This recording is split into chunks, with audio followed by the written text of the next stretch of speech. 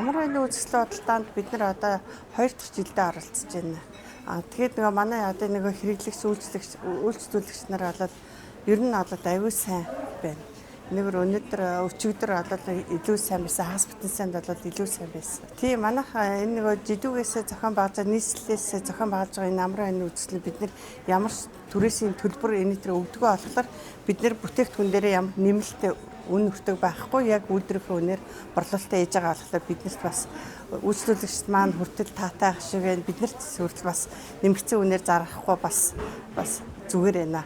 Сар шиндээ зориулаад ер нь одоо манай монголчууд болоод үндснийхээ үйлдвэрлэлээр маш гоё юм хийдэг болсон.